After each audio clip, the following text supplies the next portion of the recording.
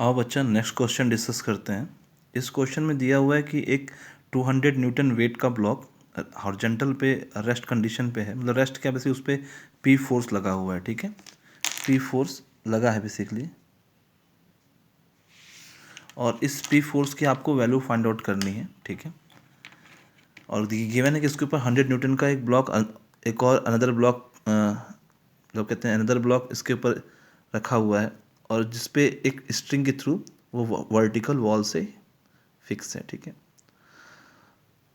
तो बच्चा अच्छा एक चीज़ और दिया कि हर सरफेस ऑफ कॉन्टैक्ट पे जो कोफिशिएंट ऑफ फ्रिक्शन है वो 0.35 के इक्वल है। ठीक है, अब क्या करते हैं, वन बाय वन दोनों ब्लॉक का एफबीडी ड्रॉ कर लेते हैं, वहाँ से कुछ फोर्सेस अननोन फोर्सेस निकालेंगे और फिर फर्दर आगे बढ़ेंगे 200 न्यूटन के ब्लॉक पे और सॉल्व करेंगे। ठीक है, तो आज से आप एफबीडी देख रहे होगे, 100 न्यूटन ब्लॉक का मैंने ऊपर ड्रॉ किया है। उसमें देखो मेजर फोर्स दिखाया है, एक उसका वेट रहा 100 न्यूटन का डाउनवर्ड।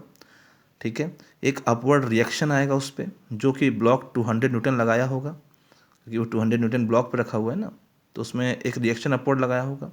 साथ में मान लेते हैं स्ट्रिंग टेंशन टी है, तो इसे एक हॉरिजॉन्टल कंपोनेंट टी कॉस 30 कर दिया, एक अपवर्ड कर दिया टी साइन 30। ठीक है, और एक बेसिकली ब्लॉक पे फ्रिक्शन फोर्स होगा, तो ब्लॉक पे अगर फ्रिक्शन फोर्स निकाला जाए तो म्यू आर मैंने लेफ़्ट को दिखाया। ठीक है, देखो इसमें फ्रिक्शन की डायरेक्शन को पहचानना बहुत ज़रूरी है, क्योंकि अगर फ्रिक्शन की डायरेक्शन क्लियर नहीं होगी तो फिर तुम्हें प्रॉब्लम में मतलब आगे का सोल्यूशन नहीं समझ में आएगा। ठीक है, मतलब तुम प्रॉब्लम में आगे बढ़ना कैसे है, ये चीज़ तुमको समझ में नहीं आएगी। ठीक है, आप देखो 100 न्यूटन ब्लॉक पे जो फ्रिक्शन फोर्स है वो टूवर्ड्स लेफ्ट है।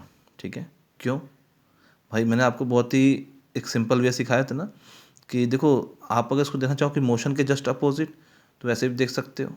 ठीक है, और अगर एक होता कि फिक्शन को एक इंस्टेंट के लिए नेगलेक्ट कर दो, मतलब अवेलेबल है ही नहीं, ऐसा एज्यूम करके मोशन कराओ, और एक बार फिक्शन को एक्सिस्ट करा के कि फिक्शन लग रहा है, तो जो डिफरेंस क्रिएट होगा उस हिसाब को क्लियर हो जाता है। ठीक है, तो आप दोनों चीज़ देखना कि जो फ्रिक्शन डायरेक्शन आएगी 100 न्यूटन ब्लॉक पे वो टुवर्ड्स लेफ्ट ही आएगी। ठीक है, तो हमने इसके इक्विवेलेंट करके टी एंड आर की वैल्यू निकाल ली।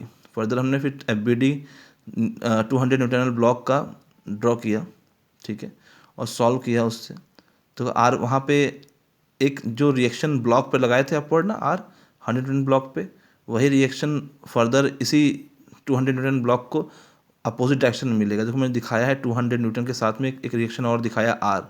ठीक है, और आर प्राइम क्या है, ग्राउंड से जो मिल रहा है इस सिस्टम को, इस ब्लॉक को। ठीक है, इसमें दो फ्रिक्शन फोर्स आ जाएंगे भाई, कहीं ना कहीं जो 100 और 200 के बीच में लग रहा था, वो कहीं ना कहीं उसका एक रिएक्शन फोर्स आएगा जो म्यू आर, भाई एक फ्रिक्शन म्यू आर इस ब्लॉक पे तो लगा था, तो इन दोनों बीच में फ्रिक्शन क्या है, अपोजिट में तो लगेगा।